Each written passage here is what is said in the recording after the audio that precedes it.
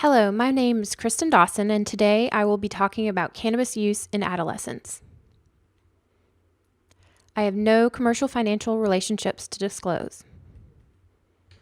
I would, however, like to acknowledge the Kentucky Kids Recovery Grant for funding this educational module in support of the Adolescent Health and Recovery Treatment and Training Project's mission.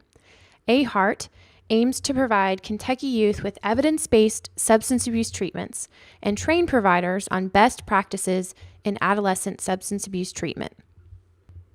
Today's educational module aims to advance the learner's knowledge regarding cannabis use disorders, and in particular, how adolescent onset users represent a distinct clinical population. Perhaps underlying a reluctance to treat cannabis use disorder remains ambivalence regarding the perceived danger of cannabis use amongst adolescents. Objectives for this educational module include a review of the prevalence of cannabis use in youth, effects of cannabis exposure in adolescents, and the treatment of adolescent cannabis use disorder. And I'll mention that while reviewing treatment options, I will be discussing the use of a supplement that does not possess FDA approval for cannabis use disorder. So it should be noted that there are no FDA-approved medication for treatment of cannabis use disorder in the adolescent or adult population. The expected outcome for this talk is that providers will be motivated to screen for cannabis use amongst their adolescent patients and be prepared to counsel them regarding the risks associated with early onset cannabis use and to discuss potential treatment options. So let's begin by discussing the prevalence of cannabis use in adolescents, and for that, we turn to the folks at Monitoring the Future.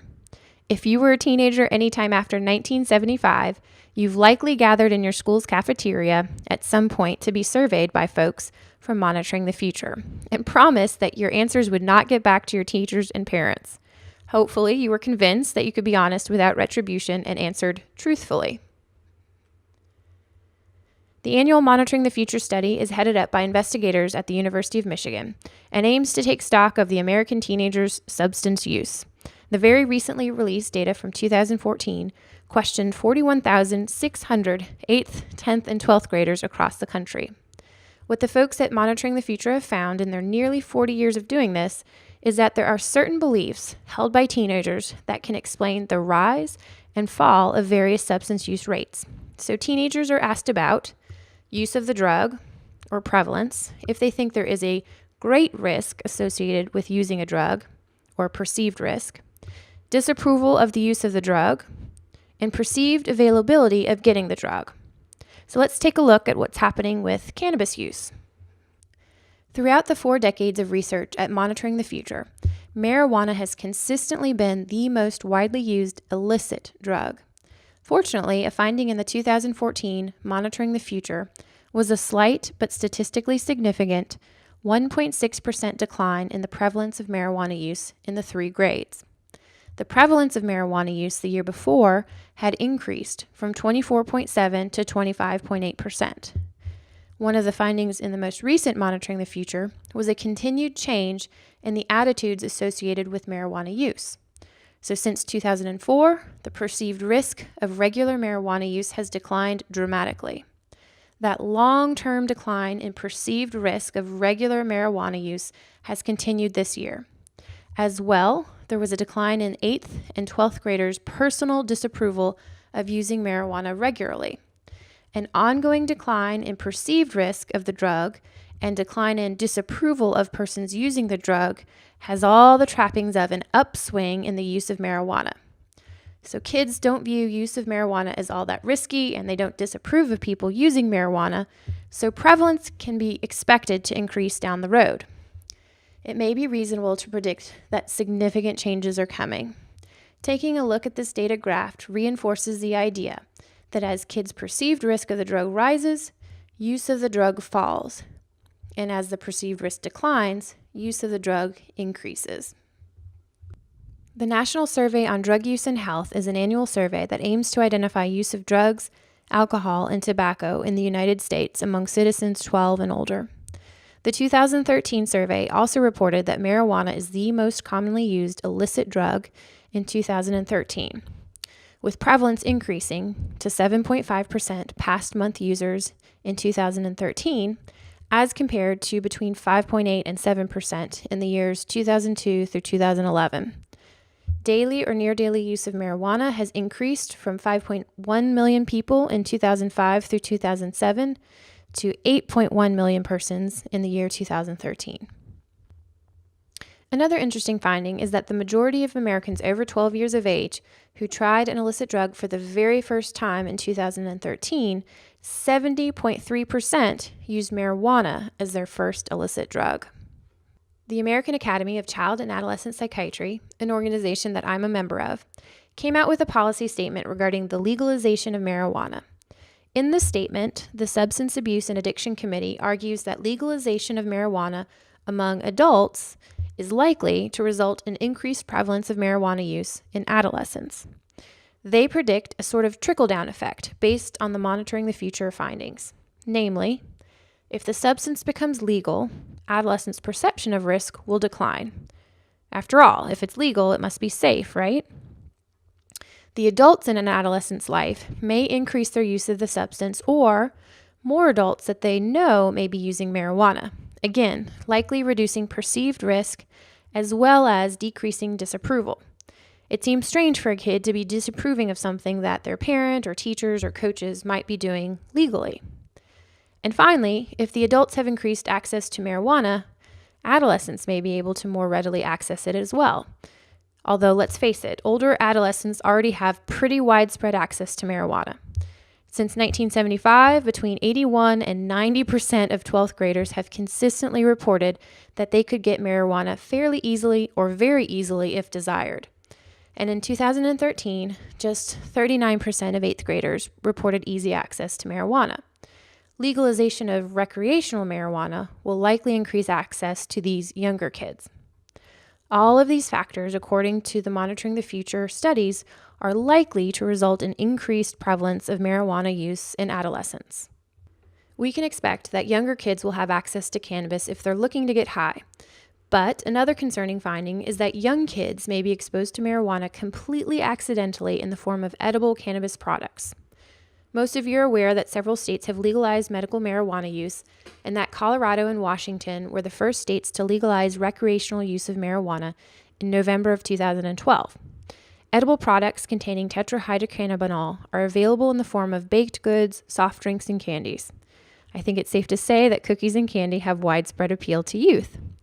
So researchers in Colorado decided to take a look at unintended pediatric marijuana exposure to kids younger than 12 years of age in their hospital in the years before and after decriminalization of medical marijuana in October of 2009. They were not surprised to find that unintentional marijuana exposure in kids increased.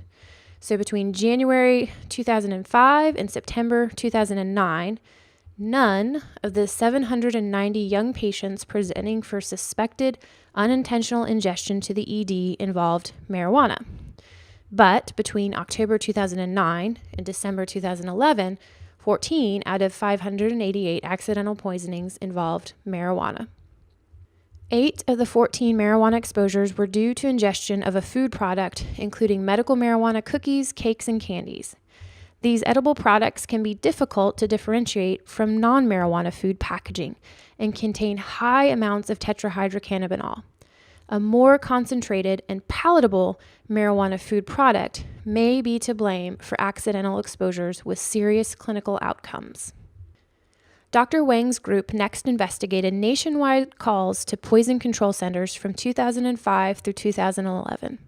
They found that the call rate to poison control for unintentional marijuana exposure in kids 9 and under increased by 30.3% calls per year, while no change in call rate occurred in the non-legal states. As well, kids exposed to marijuana in a decriminalized state were 2.1 times more likely to suffer a major or moderate effect and 3.4 times more likely to be admitted to a critical care unit than those in the non-legal states. I think most of us can probably agree that we don't ever want our 3-year-old exposed to marijuana because they climbed into the pantry and pulled down some edible marijuana gummy bears. But is it really such a bad thing to experiment with marijuana in high school? You probably know a lot of people who used in high school and went on to lead respectable lives. How concerned should we be that 26% of the country's 8th, 10th, and 12th grade students have used marijuana? Well, I'm not on the fence about teens using marijuana, but some of you might be. I've certainly known healthcare providers who admit that they don't see occasional use as all that problematic. In fact, I recently spoke to an ER physician who was describing new cases of cannabinoid hyperemesis syndrome he'd seen in his ED. And in the next breath, he went on to say that he's looking forward to smoking pot with his son once he gets to high school. So I'm probably not going to be able to dissuade that physician from ever smoking weed with his kid, but hopefully I can convince him to at least wait until his son's brain has matured. And for the rest of you, I hope to convince you of the public health crisis we face with adolescent marijuana use. We'll review the latest research regarding adolescent cannabis use and move beyond some of the more familiar arguments against cannabis use, like the controversial gateway drug theory and claims that today's marijuana is not your mother's marijuana, although that's true. THC content of confiscated marijuana was 3% in the 1980s and rose to 12% in 2012. Rather, we'll discuss the growing body of evidence that the adolescent brain is uniquely sensitive to the adverse effects of marijuana. Adolescents are twice as likely to experience marijuana-related problems as adults who start using marijuana.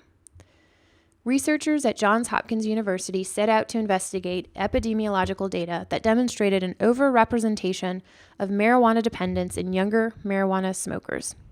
They looked at 2,628 participants in the National Household Survey on Drug Abuse who had started using marijuana in the last year, and they drew a line in the sand at 17 years of age. Users 18 and up were classified as the older cannabis use group, and those 12 to 17 years of age were considered young users.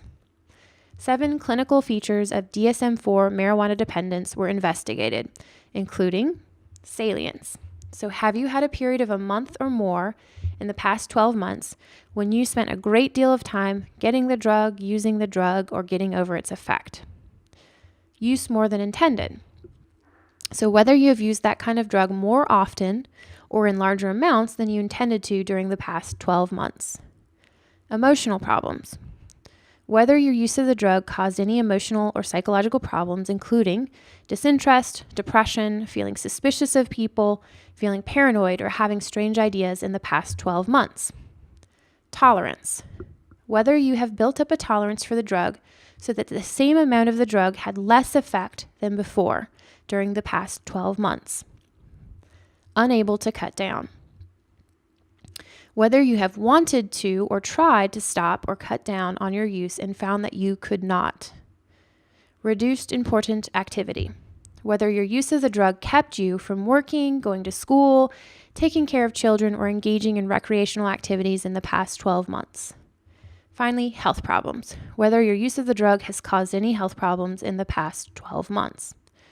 What is impressive is that for every single one of these marijuana-associated problems, users who start before they're 18 years of age are more likely to suffer from the problems than those who start using in adulthood. So for instance, 26% of younger users reported that they spent a great deal of time getting the drug, using the drug, or getting over its effect, as compared to 13 to 14% of the older users. About 21% of the younger users reported using more marijuana than intended, as compared to just 13% of those older users. So overall, the younger, recent onset marijuana users were 2.1 times more likely to experience the clinical features of marijuana dependence. It bears repeating. Adolescents were twice as likely to experience marijuana-related problems as adults who started using marijuana. The brain's endocannabinoid system undergoes maturation during adolescence, making it a highly vulnerable period for cannabis exposure. So we just talked about epidemiological studies, and we're going to move on to rat studies. We have evidence that links marijuana use in the adolescent time frame to higher rates of dependency as compared to adults who use. But why would that be the case? We know that in general, the brain continues to mature until our early 20s. To better understand that, it might be helpful to take a peek at what's happening in the brain during puberty. And for that, we'll take a look at rat studies of the endocannabinoid system. Researchers have found evidence that the brain's endocannabinoid system, and specifically the CB1 cannabinoid receptor, revs up to peak binding capacity during puberty for rats. And while the cannabinoid receptors appear to be completing their maturation, a peak in the endogenous endocannabinoid anandamide is also increasing, with peak levels found to occur just prior to puberty in the female rat.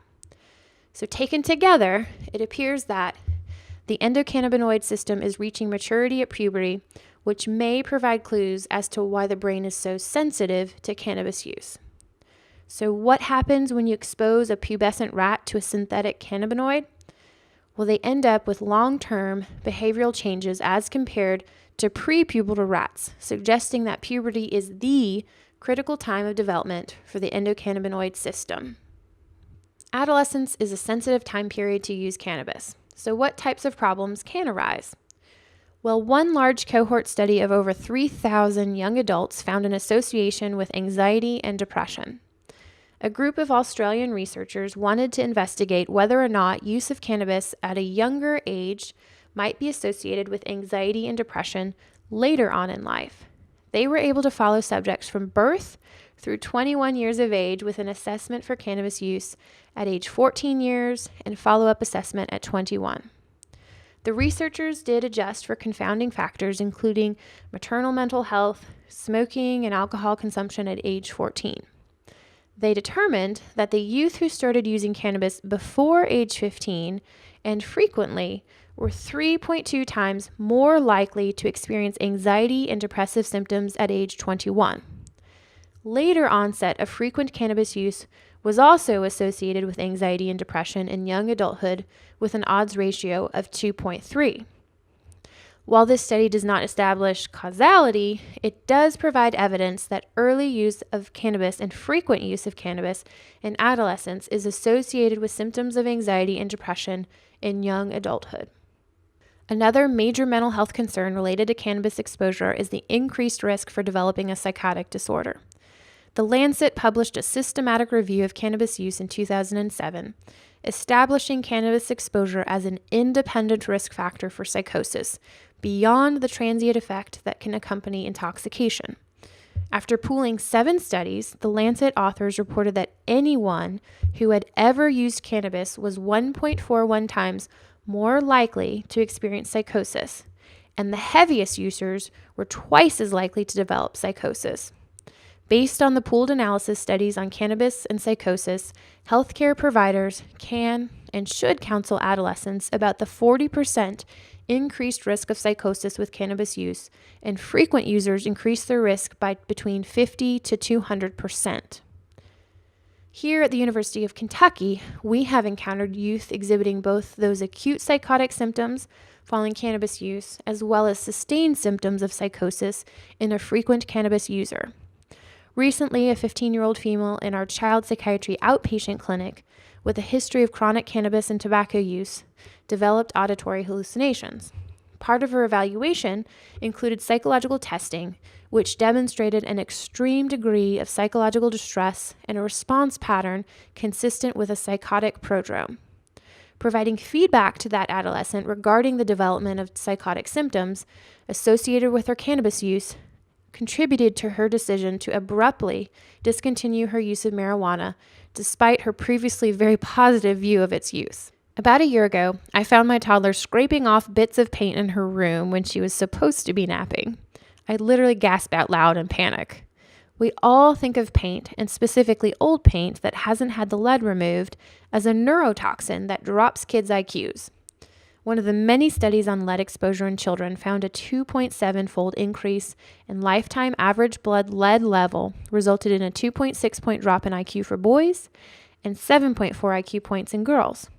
So thank goodness, public health efforts have resulted in the removal of lead from paint and pipes and gas. So you probably know where I'm going with this. Yet another concern for the young marijuana user, beyond addiction and psychiatric symptoms, includes a drop in their IQ.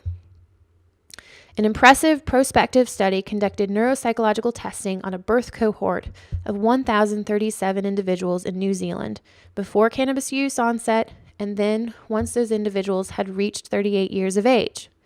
The kids who never tried cannabis ended up seeing a slight bump in their full-scale IQ at 38 years of age. Those who regularly used cannabis over time experienced a loss of about 6 IQ points. And the kids who started using cannabis before their 18th birthday, they suffered the biggest hit with an average drop of IQ 8 points. Marijuana use in adolescence appears not only to impact cognition, but also some of the most important determinants of life satisfaction, including meaningful relationships, employment, educational attainment, and income. Another longitudinal study out of New Zealand found that as adolescents used increasingly more cannabis, they experienced lower levels of satisfaction in their relationships and lower overall satisfaction in their life. They also had higher levels of dependence on welfare, higher rates of unemployment, lower income, and lower levels of educational attainment. These findings remained significant after adjusting for a number of confounding factors that included exposure to child abuse, family socioeconomic status, among others. I've covered a number of studies' findings so far, so let me briefly summarize what we've discovered. Potency of cannabis has steadily increased from 1980 to the present time. Marijuana has long been the most frequently used illicit drug among high school students. It's likely that the legalization of cannabis will eventually result in further increase in the prevalence of cannabis use among adolescents.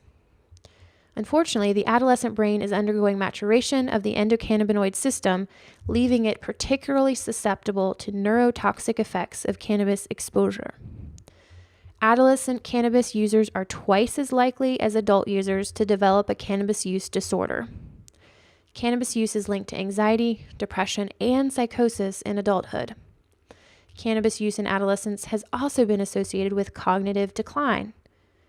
Finally, cannabis use in adolescence predicts lower life satisfaction, income, and educational attainment. So clearly, I view cannabis use in adolescence as a major public health concern that should be treated as such. But what can we do about it? Well, one tool in our armamentarium is the utilization of early screening and intervention with SBIRT, screening, brief intervention, and referral to treatment. SBIRT is an evidence-based model that uses validated screening tools to start to stratify patients according to their level of use. The idea is to prevent use from substance-naive patients, reduce use at earlier stages of abuse, and increase the likelihood that those with substance dependency will participate in a treatment referral. You can learn more about SBIRT in another AHEART module here on CE Central. First-line treatment of cannabis dependence in adolescents remains psychotherapy, though there is limited efficacy in achieving abstinence. Specific psychosocial treatments include cognitive behavioral therapy, functional family therapy, contingency management, and motivational enhancement therapy.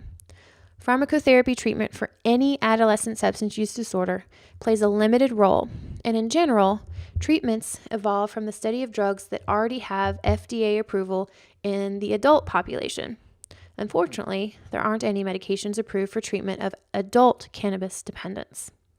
So I've told you that there are no FDA-approved medications for the treatment of cannabis dependence in adults or adolescents, and that remains the case. But I'm going to tell you about an exciting paper that was published just as I happened to be taking care of an adolescent with cannabis use disorder and a co-occurring mood disorder. Kevin Gray and his colleagues studied the use of N-acetylcysteine, a widely available over-the-counter supplement in a double-blind, randomized, placebo-controlled trial involving cannabis-dependent adolescents aged 15 to 21. Treatment involved the N-acetylcysteine supplement dosed at 1,200 milligrams twice a day, or a placebo coupled with contingency management and weekly 10-minute cessation counseling sessions. I'll take a moment to explain contingency management. Essentially, participants are rewarded immediately for an abstinence-related behavior. In this study, the adolescents were rewarded for showing up to clinic visits and for producing a urine sample that was negative for cannabinoids. The rewards increased by $2 for each consecutive visit and each negative urine sample. But if the patient missed a visit or had a positive urine, they obviously did not get the monetary reward, and the cash value went back down to $5 for their next attempt. Here's what the researchers found during the 8-week trial. The cannabis-dependent youth who were randomized to N-acetylcysteine treatment were 2.4 times more likely to test negative for urine cannabinoids than the placebo group. 40.9% of the urine tests in the N-acetylcysteine group were negative, as compared to 27.2% of the placebo group.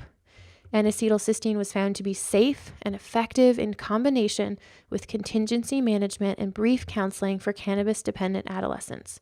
It doubled the odds of cannabis cessation as measured by urine drug testing.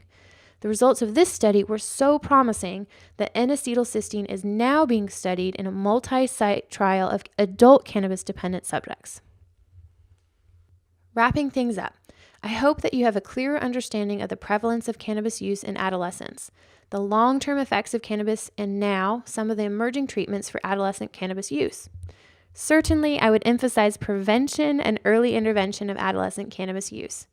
Those patients who have progressed to problematic cannabis use will require referral to psychosocial interventions, including family-based adolescent substance treatment or cognitive behavior therapy for substance use disorders.